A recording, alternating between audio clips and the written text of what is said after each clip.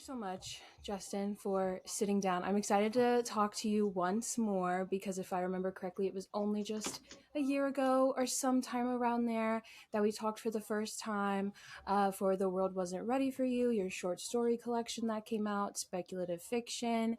But now you are back with a full length novel, sci fi, not so much horror, but how you're feeling about AI.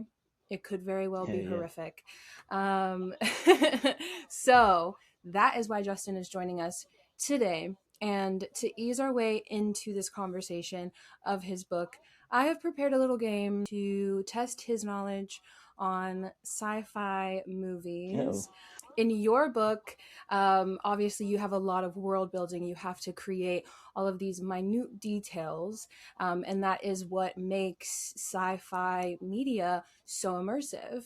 So, this game, we are going to see what movie does this futuristic device belong to. So, I'm going to name off a futuristic device, and we're going to see if you have your sci fi knowledge in check. Do you think uh, you're good? Are yeah. you We'll see. We'll see. I feel like it's gonna be 50-50. When it comes down to names, remember things in the moment, my brain betrays me. But we'll see. maybe this is an easy start. Tricorder. Tricorder. Can I get a hint like what it does? Hmm. Visual hint, not verbal. Oh, Star Trek. Yeah. All right. Next one we have TARDIS. TARDIS. You can jump time. You can defy physics. Hmm. It's like on the tip of my brain. Is it a, one show I've never watched, which I'm wondering if it's this, What? is Doctor Who. I've never Exactly. watched it. Yes. I But the fact that it was Yeah, even yeah. there within your repertoire, yeah, you get the points. All right, this one actually might be a little difficult. Um, passive Passive device. device. Passive device. Now we're venturing into the action sci-fi movies now. It has Leonardo DiCaprio in it. Oh, is it Inception? Yes. So Inception is one of my favorite. I cannot remember it being. I can tell you everything else about Inception except for the name of that device. Except for The that, and levels of that's the okay. dreams. I can tell you how many dreams they went to four at least. Another level. Okay. Two more on the list. We have Neuralizer. Oh, the neuralizer. Oh, Men in Black. Indeed, Yeah. indeed. And last but not least, Glass. Oh, the hospital at the end of the world. Exactly. Ding, ding, ding, ding, For a second, I ding. was like, did I steal that from something? I was like, oh no, no, that's part of the. For those of you who have not read it, which The Hospital at the End of the World does not come out until February 3rd. But in the book, one of the very prominent devices is glass, which is sort of an augmented reality pair of glasses. Think the Google glasses, the Meta glasses. And so, along with all of these other futuristic devices that we have seen in our favorite media, now Justin's glass is joining it. And you were talking about Inception being one of your favorite movies. Does that have any link to your inspirations for The Hospital at the End of the World? Or, like, were there video game inspirations that came to mind? How did you go about just crafting the universe? Yeah, when I think of something like Inception, I can't remember there being a direct influence, but I definitely think it was there in the background. I love Inception as a movie, just thinking of the potential of technology and how it can shape our future. And I love dream stories. It's not a lot of dream in the hospital at the end of the world, but being able to create a universe from like our subconscious, like is something that's always like fascinated me. It's one of those movies that I saw and wished that I had come up with the idea. Right. It's Christopher Nolan, so it's kind of like it could have come up with the idea.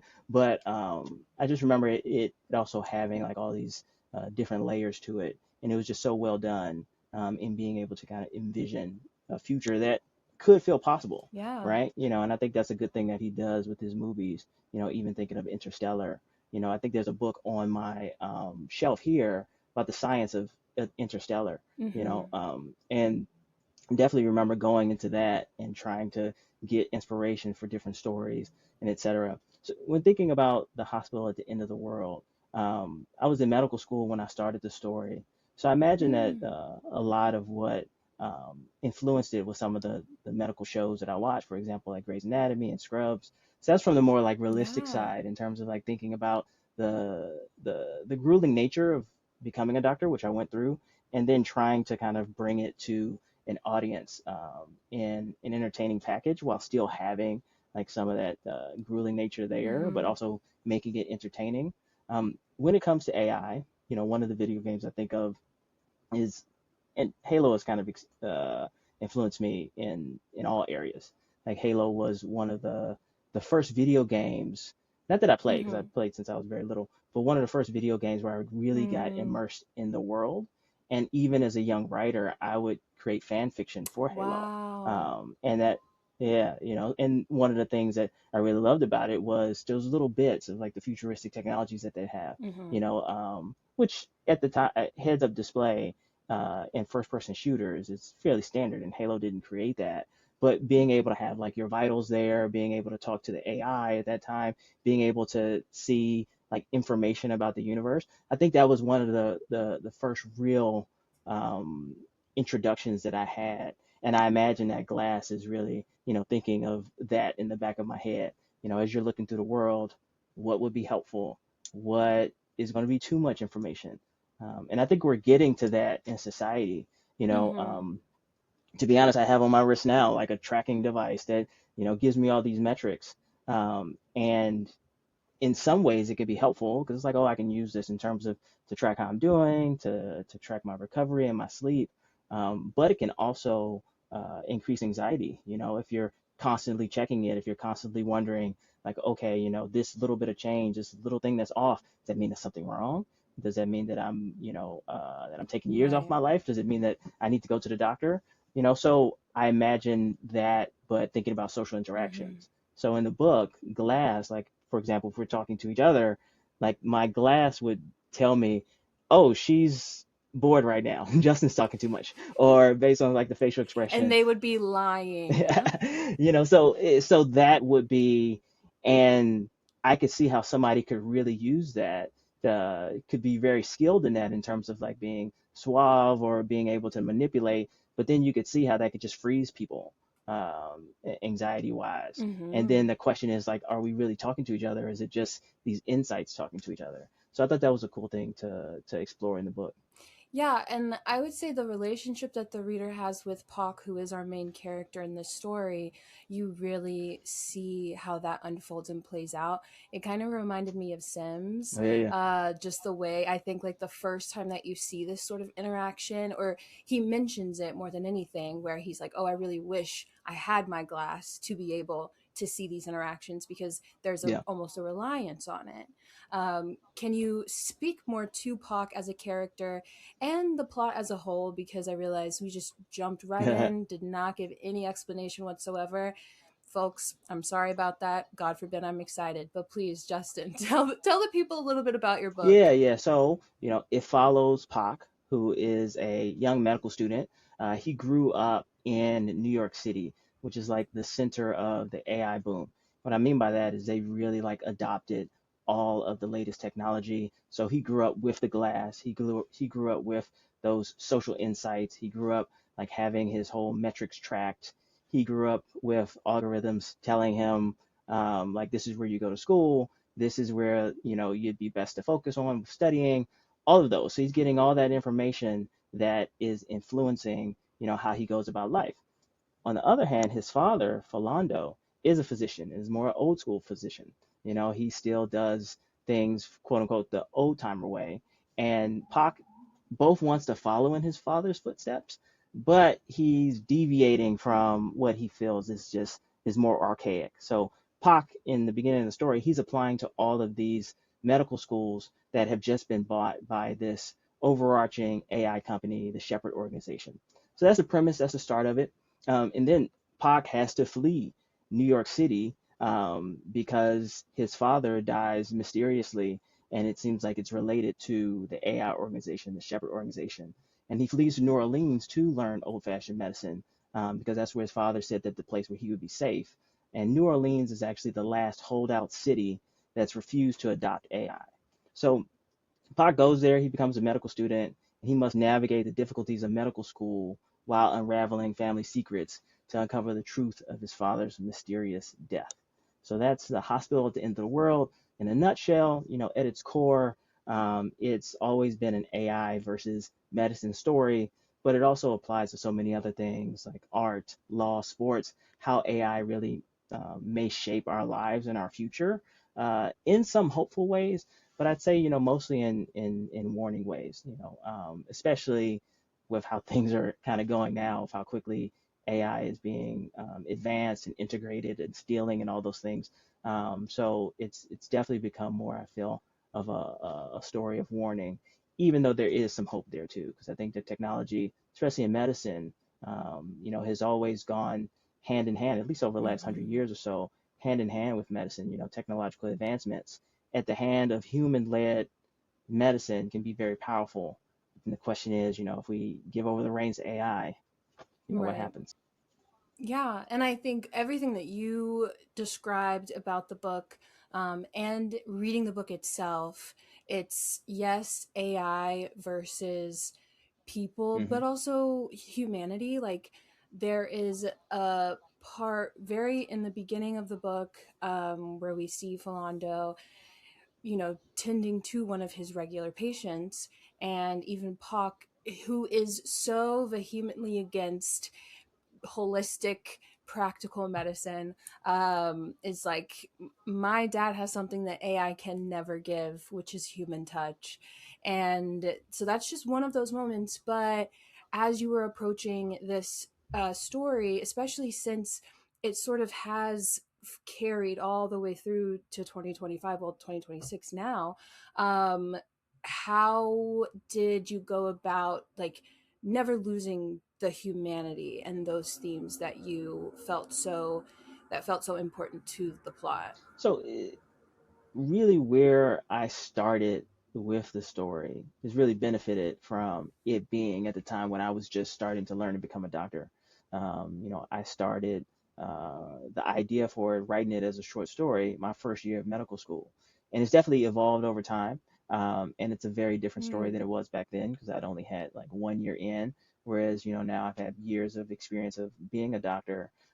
But my where I went to medical school, we had a class. I believe it was called either it was the art and science of medicine, but it was there was really a focus on the art behind being a doctor, and it was the focus on that human interaction, the bedside manners. To be honest, some of the things that you can't really teach, but they tried to teach it. And I also remember going through training and having mentors that really uh, emphasize the importance of, we have all this technology, but look at the patient, right? Like you have this technology that can tell you if the patient's doing well, if they're crashing, what their vitals are, but also look at the patient, see, do they look sick or do they look well?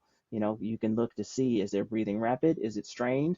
So Mm. being able to, yeah, we have these tools here and they're very important tools, but at the same time, being able to be a physician, that human to human connection. Mm-hmm. So going through that and knowing that that's what I really um, admired and wanted to strive towards as becoming a doctor, it just naturally made its way into the story and it stayed there. So even as I learned or thought of new technology that could be integrated into the novel and thinking about like what the Shepherd organization is like, what Yeah. medicine turns into, my mind would always return to, okay, well, what do I love most about being a doctor? And it's that human to human connection. Yeah. On the note of humanity, one of my favorite parts was the depiction of Black fatherhood. I think that the gentleness that Philando and Pac have, even in just the smallest moments, you can read into it. in such a beautiful way. And particularly, there is a scene where Philando is doing Pock's hair.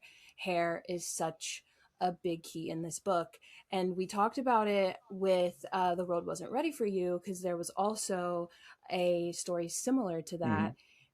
Is there any connection between those two at all? Like, were you thinking of that specific short story at any point writing this, or vice I think versa? that if anything, I think that the world wasn't ready for you probably dipped into some of what I was doing with the hospital at the end of the world because I had been working Mm, on the hospital at the end of the world for so long. Even though the world wasn't ready for you, came mm-hmm. out before, its predecessor in some ways is the hospital at the end of the world.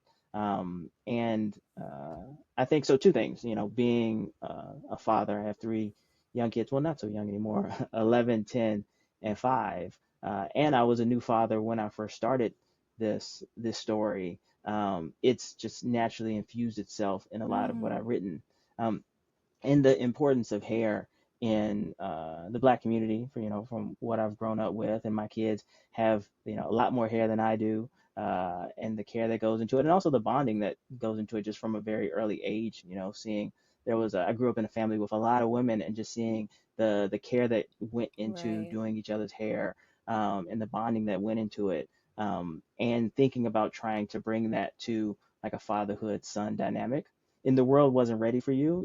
I thought of it became something much bigger because it was part of the organic structure of the aliens that were there, you know.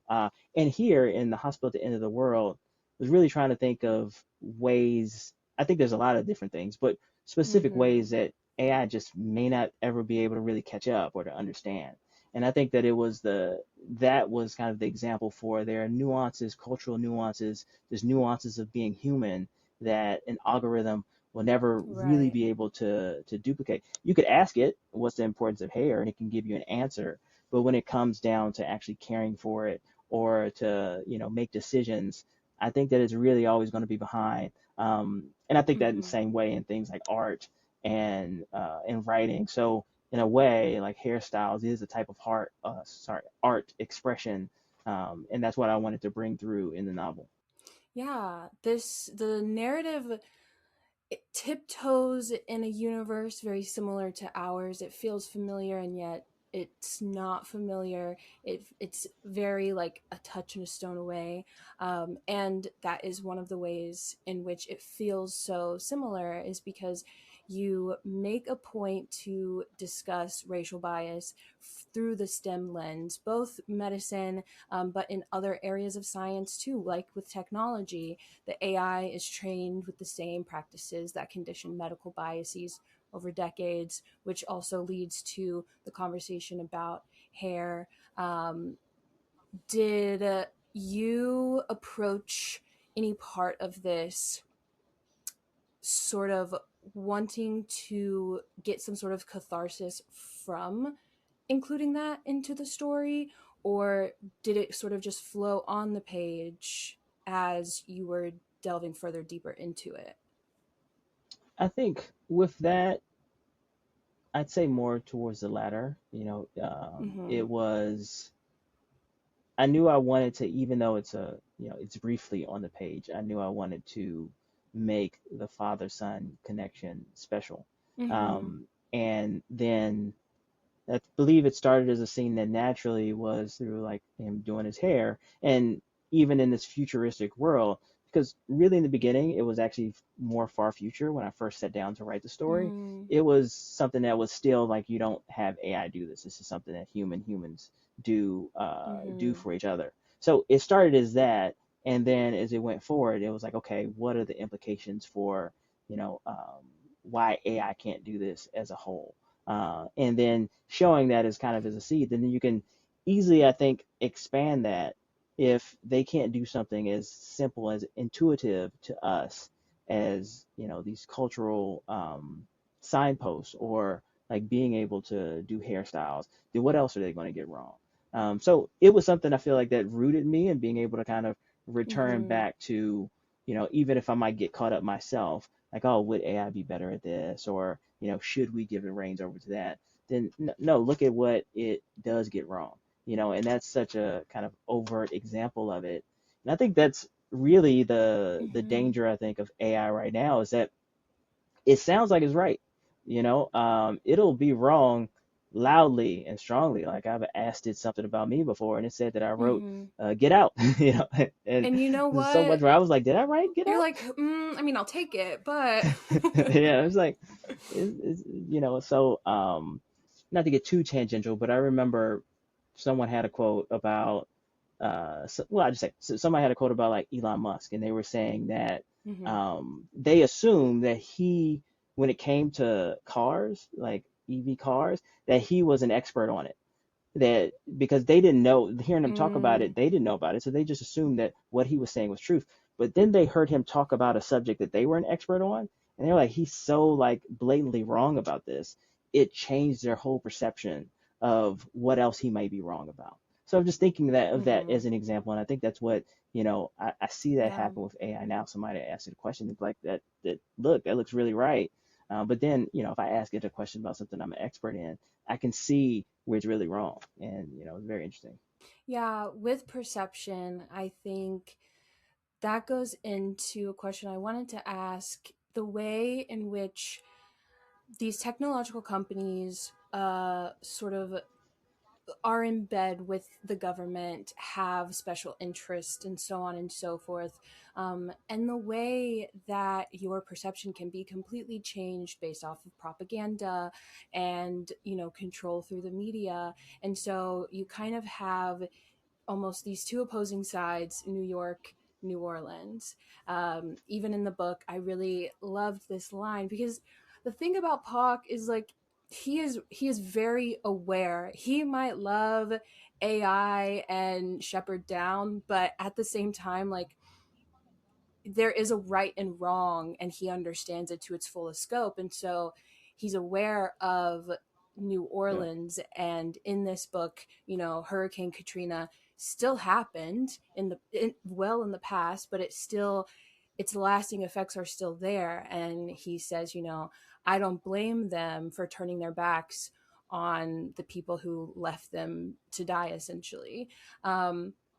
So, why did you feel that this differing perception? He has this perception of New Orleans and New York until he goes there. How obviously, I don't think it's super difficult for the inspiration because we see it in the media all the time. Like you turn on to CNN and then you turn on Fox News, and it's like exactly that. Yeah. But playing that out on the page, how did you see it impacting Pac, but also the overall story? Yeah. With perception, um, I've always thought about how we are shaped by like where we grow up and what we're exposed to and what we learn. And I think that's, so present now in our society. Like, I'll sometimes Mm-hmm. try to step back from an argument and be outside looking in and can see how each perception is just shaped by like what they were told, what they grew up with, like if they've only been exposed to this. So thinking about Mm-hmm. Pac growing up in New York, when he's basically maybe being born around what the time is now. AI is going to be his norm. He's going to grow up thinking that, this has helped me with this, this has aided me in this. He's going to Mm-hmm. naturally, I think, buy into it. But he is not rigid where he can't learn different things, where he can't change that perception. I think that that's a lot of the problems with societies, that a lot of times people have a team based mentality. They've already decided that this is the side that they're Mm-hmm. on, and then the goalposts get moved, right? And then they end up having like beliefs that are far more radical than they would have in the beginning. Mm-hmm. So Pot going from that and then going to see like more of the expansive world, and particularly New Orleans, because he's heard things about it of being, there's this state that has rejected AI. They've really just kind of done themselves in. They're negligent to their community. Like the people there are like distraught and poor because they have their leadership has not bought into this wonderful AI like the rest of the country, and that is what the narrative is going to be outside, because who controls the narrative? and that's what he believes about medicine as well. But then when he goes there, because of the trust of his father, then he sees that a lot of what he was hearing before is Mm-hmm. different from what actually the narrative is in there. And there's a little bit of the opposite too, like the people that grew up there, and they're going to also have ingrained in them that AI is evil, right? And in the book, it's definitely not a pro AI book, right? But then that he Mm-hmm. has to kind of push up against that because he's grown up like experiencing how AI could be or technology could be helpful. So he even finds himself at sometimes like, what am I defending? Yeah. Um, it's interesting. I've had conversations like that with people over the years. Somebody who I remember, it ended up being a political conversation, and he was like, how did I end up defending this, and it's Yeah. that team-based mentality. Absolutely. And Pac being at the age that he is at the stage of his life, him navigating this particular conflict in the grand scheme of things makes so much sense as well, because situationally he's having to truly find his own footing for a number of reasons. He's on the cusp of adulthood, other circumstances come into play, and so trying to decipher what his true beliefs are outside of external factors is, a perfect coming of age story, right? But I also wanted to ask too. There is two differing sides to the racial bias conversation that we were just having. We talked about the way that technology interferes, but also there's an interference with people as well in this futuristic world, right? You think that in New Orleans, it's a place that has managed to keep itself blocked off and isolated. Perhaps they would be safe. They would be to what black, queer, other marginalized people would feel to be safe. And then Pac shows up, and it's suggested that he gets rid of his locks for medical school to give him a leg up. Yeah. On the other hand, he meets a black doctor whose hair is perhaps even crazier than his. And that representation feels like a three feels like a 180 from the previous interaction he had. So I was wondering if this translated to your experience in the medical field, or if, like whether it was a real life inspiration for this connection to representation in this field or not. Um, do you find that the promotion of being yourself, being your individual self in this field, in any field, really, in your professional career, um, is one of the strongest characteristics that you can have. Yeah, I would say going through medicine, going through medical school, I definitely had a lot of classmates that were open and proud of being like their individual self. And I'd say that it was harder to feel secure doing that, excuse me, as a minority. Um, Mm-hmm. it was harder to feel Yeah. secure just existing, I feel like, as a minority, and the reason that I say that is medical school for me was one of the first times I really felt that like tokenism, whether it was external, internal. Just I grew up in Washington, D.C., went to all black schools. Mm-hmm. I went to Stanford, but had like a strong black community there. And then in medical school, it's like I was one of like two black men. And I remember early on Mm-hmm. being like mistaken, we were mistaken for each other. I remember feeling early on like, Mm-hmm. if I don't do well on this test, or if I don't do well in here, like then people are going to think like, oh, he's, what now they say like DEI, or he's, affirmative action. I remember there being classmates who would get, in trouble for marijuana use. And Mm-hmm. that was something that seems like, that our white counterparts may have done just leisurely or what have you. It seems like, the hammer really came down more on us. So I do think that being like a black medical student in a field that is still fairly Mm-hmm. conservative, it was like be as least, mhm, be as least loud as you can, right? like, I would say that with that, I would Mm-hmm. have gone with traditional hairstyles. I mean, right now I don't have a choice, but I would have been fairly, I think, frightened to grow out locks. Mm-hmm. And I do think that a lot of my colleagues probably end up doing that later, like after they kind of enter training. I think that it's definitely, I think, moving in the right direction now. But I think back then, in terms of like for interviews or what have you, you don't want to, you don't want to, Mm-hmm.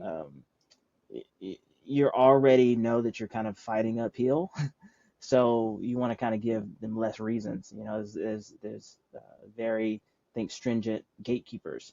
I will say, out of all of the medical schools that I could have gone to, I think I went to the right one. I think medicine is, and going through medical school is very hard. I don't like Mm-hmm. the culture. There's a lot of things that I could say about it. But I feel like I would have been the place that I went. I was the least unhappy that I could be. But just hearing about like other places and horror stories in that sense. So to answer your question, I definitely wanted to still show some of Mm-hmm. that there because I think that old habits die hard, but then also kind of instill some hope for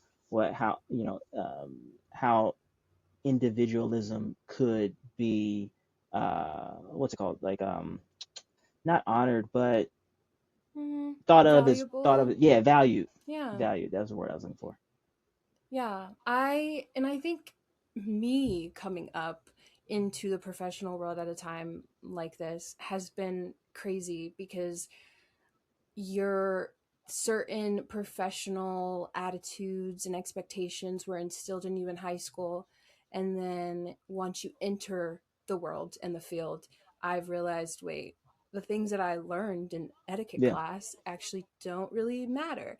But then it feels like we're slowly reverting back to that, and it's very conflicting.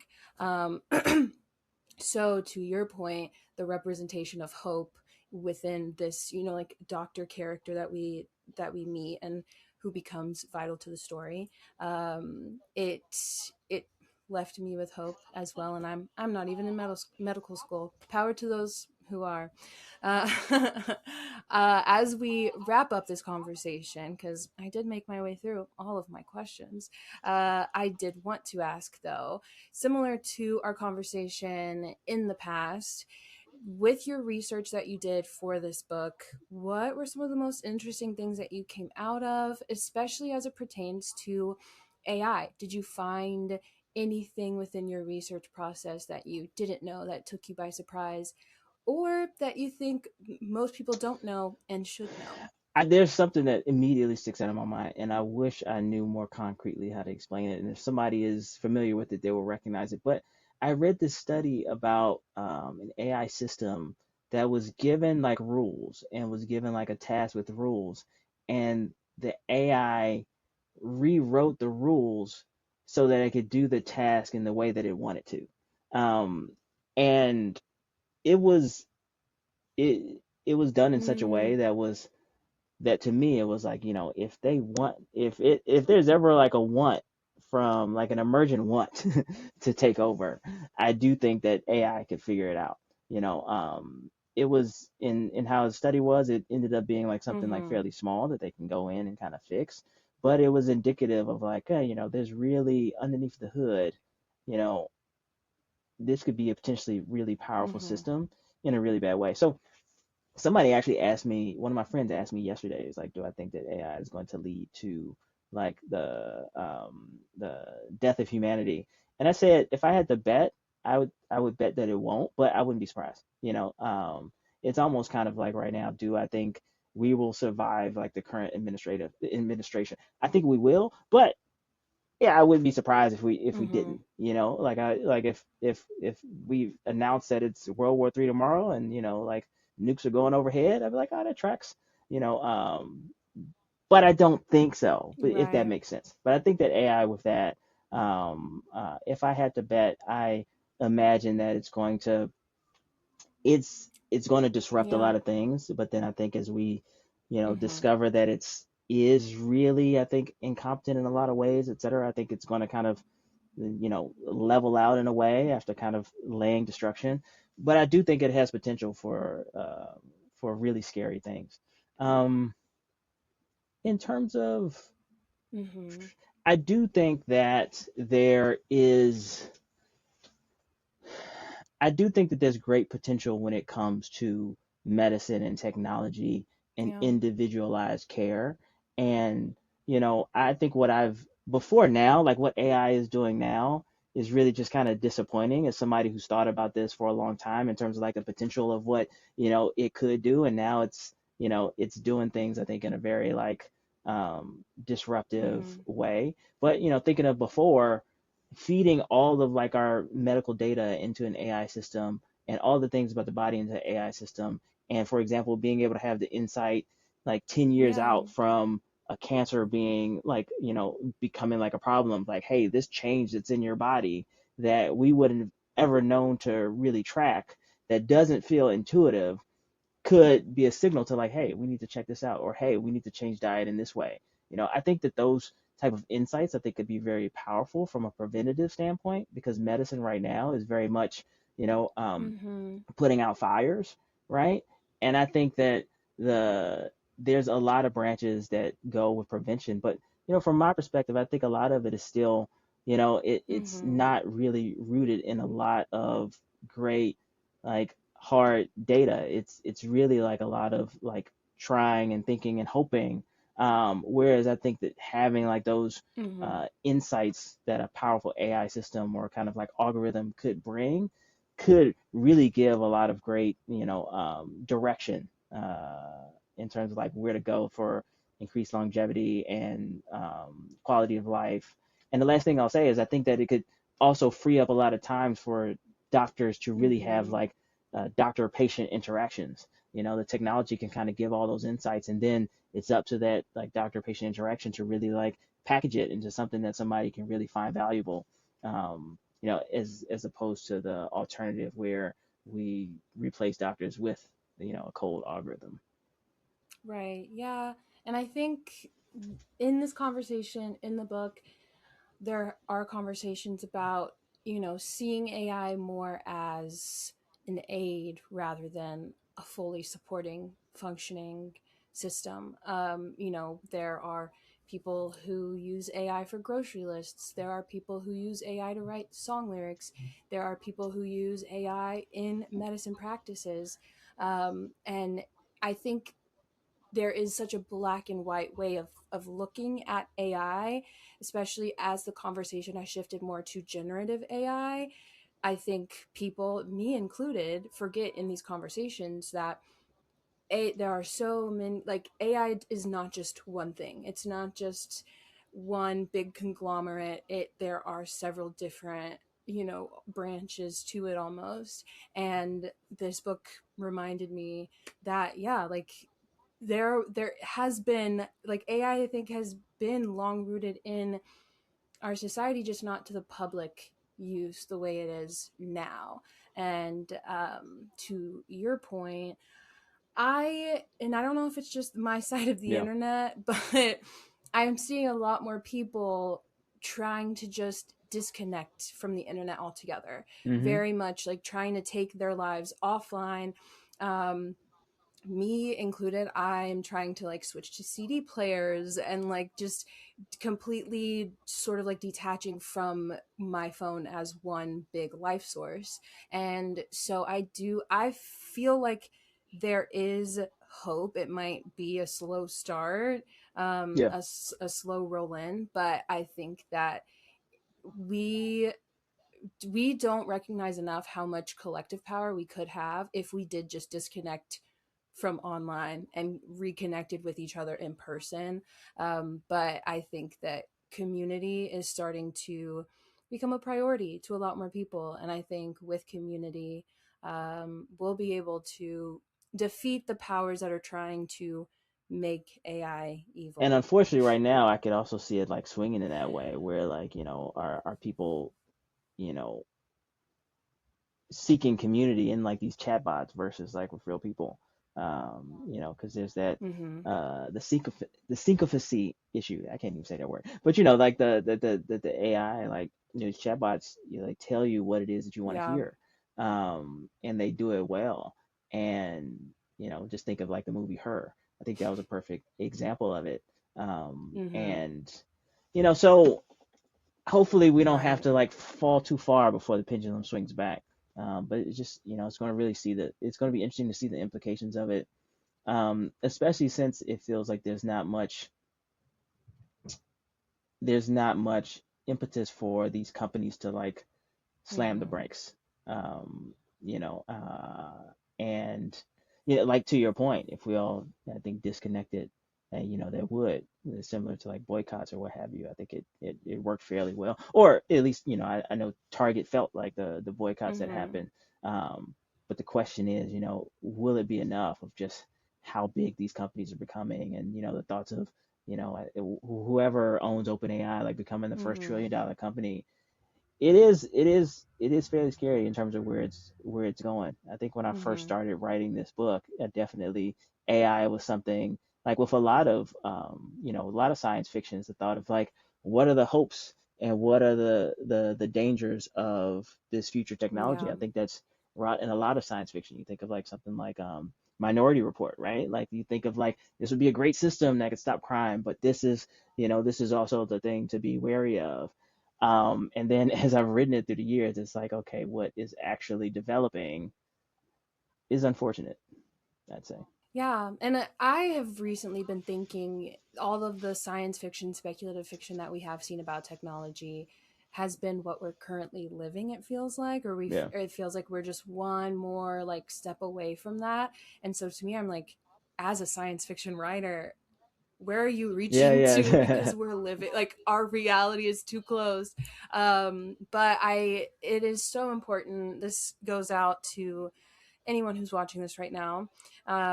This is why it's so important to consume media that is talking about these issues, that are trying to amplify them, spread awareness. Reading, listen, I don't care about no reading goal. I don't care if you did or did not meet your reading goal last year or the year before. Reading one book a year is more than the average person at this point. And if you are going to read one book this year, make it The Hospital at the End of the World, which is coming out February 3rd. And with that, that wraps up our fabulous conversation that I enjoyed. I'm so grateful that you asked me to be in conversation with you. Again, it was great to get the opportunity to read your book early. And while I'm still working on it, I probably will finish it within the next week because it's binge worthy, guys. Well, thank you so much for having me. I mean, it's a pleasure the first time a year ago. So as this was coming out, like you were the first on my list, I was like, let's have a conversation again. And it's been great. I'm Yeah. excited to have this out in the world. Yeah, yeah, yeah. Well, congratulations, early congratulations, but congratulations again. I hope that the reception is beautiful and splendid, and I can't wait to see more of your projects. And I did not forget about our Hollywood conversation last time. I won't say anything online because I don't know what the NDAs and the I don't know about that, but just know I'm Yeah, always thinking about it. I'll tell you once we get them. Okay, okay, got it, got it. Well, and with that, thank you all for watching, tuning in. Make sure you grab Justin's book on February 3rd. And if you enjoyed this interview, us talking, me talking, subscribe, like, whatever the case is, guys. I'm new to this. I'm new to this video stuff. But thank you either way. All right, bye. Goodbye.